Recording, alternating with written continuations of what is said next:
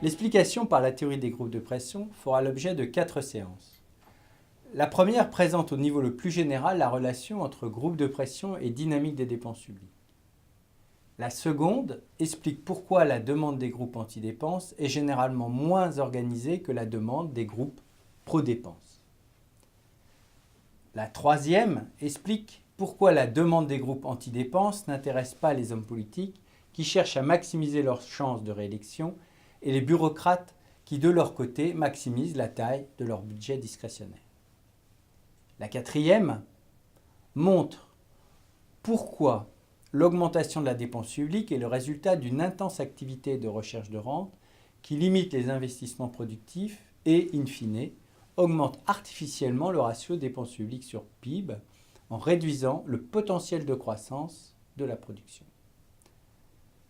Dans la perspective ouverte par la théorie des groupes de pression, les choix de politique publique ne sont plus seulement le résultat d'une procédure de révélation des préférences lors des élections, mais d'une intense pression des groupes d'intérêt qui, par l'information qu'ils délivrent au gouvernement, l'aident à mettre en place des politiques qui servent leurs intérêts.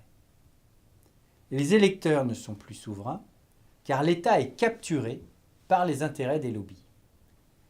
L'introduction de ce nouvel acteur conduit à 2 modifications importantes de la manière dont on aborde la décision publique et plus précisément l'explication de la dynamique des dépenses publiques. La première conséquence est qu'il n'est plus possible d'expliquer la taille de l'État par les préférences des électeurs constitués en majorité ou par les préférences du médian. La taille du secteur public s'explique par les préférences des électeurs organisés en groupes de pression et capables d'influencer le montant et la nature des dépenses publiques mis en œuvre par les gouvernements. Il ne suffit pas alors de savoir ce que savent ou ce que pensent les électeurs pour expliquer la dynamique du secteur public. Il faut aussi s'interroger sur les coûts d'organisation des groupes d'intérêt et leur capacité à convaincre les hommes politiques de l'intérêt qu'ils ont à engager des dépenses en leur faveur. La taille du secteur public est désormais le résultat de l'équilibre politico-économique issu de la concurrence entre les groupes autour de la captation d'une rente publique. La taille de l'État augmente dans ces conditions si les groupes antidépensiers ne réussissent pas à faire entendre leur voix face aux groupes dépensiers.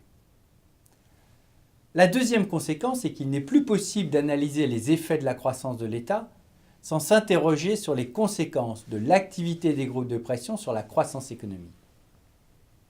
La taille de l'État se mesure, cela a été dit, dans l'introduction par le ratio dépenses publiques sur PIB. Si l'activité des groupes d'intérêt détourne des ressources de l'activité productive, elle a un effet négatif sur la croissance et augmente mécaniquement la taille de l'État en freinant la croissance de la production.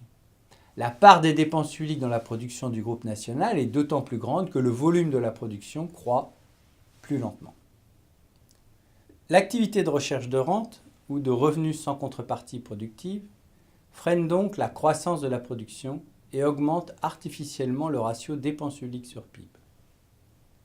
Reste à expliquer pourquoi l'activité de recherche de rente a des conséquences néfastes sur la croissance de la production. Ce sera l'objet de la séance 9 de ce cours.